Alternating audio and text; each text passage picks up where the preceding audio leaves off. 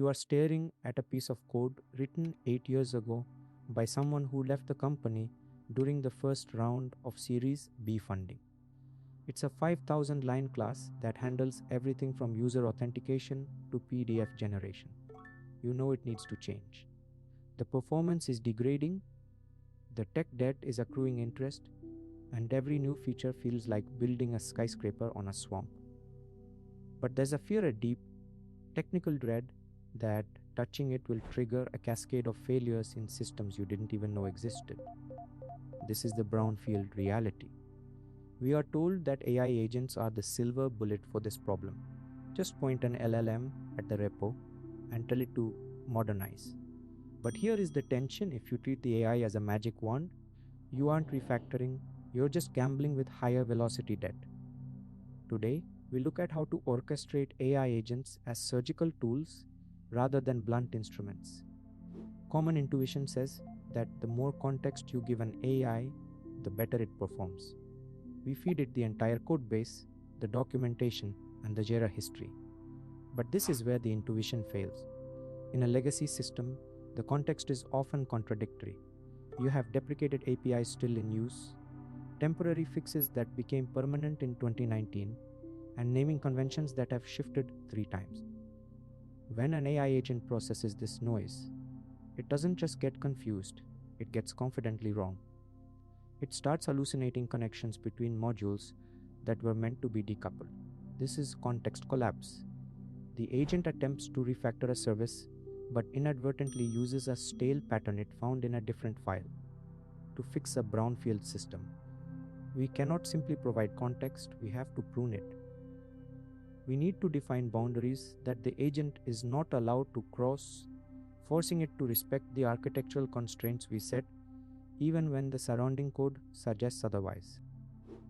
The hidden mechanism behind successful AI orchestration isn't the model size, it's the quality of the semantic map you provide. Before an agent writes a single line of code, it needs a graph of dependencies that goes deeper than simple imports. It needs to understand the flow of data. If we are moving from a monolith to microservices, the agent must identify leaky abstractions, those places where a database model is being passed all the way to the UI layer. By using tools to generate a structured schema of the legacy system's call graph, and then feeding that structural data to the agent, we shift its role. It stops being a creative writer and starts being a structural engineer. This map acts as a constraint. When the agent suggests a change, it must prove that the change doesn't violate the edges of our graph.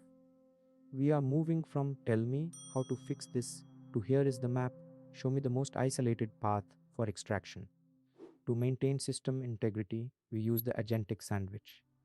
At the bottom, we have the legacy core, the stable but messy reality. At the top, we have the human architect, the one who understands the why behind the business logic.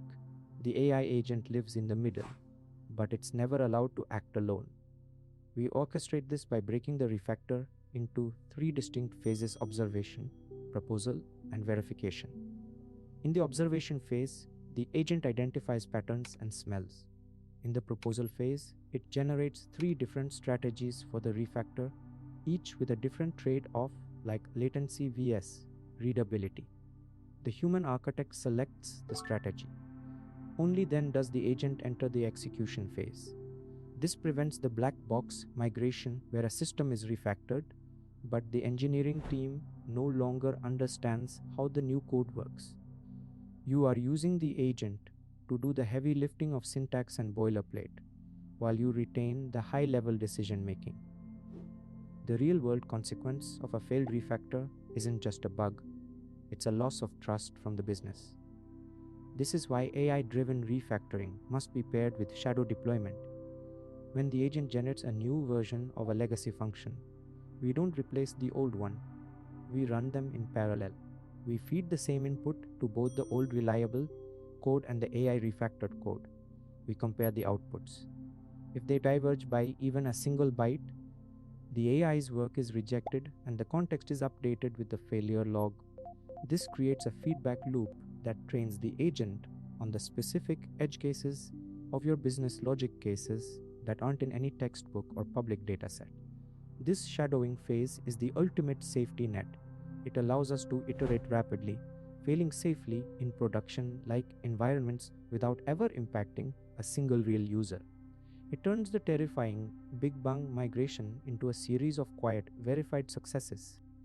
There is a hidden danger in this process: creating stale AI debt.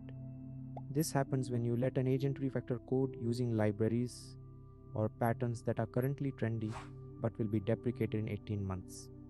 Because the agent was trained on a snapshot of the internet, its best practices might already be aging. As an AI proof architect, your job is to enforce future proofing constraints. You must instruct the agent to use standard language primitives over niche libraries.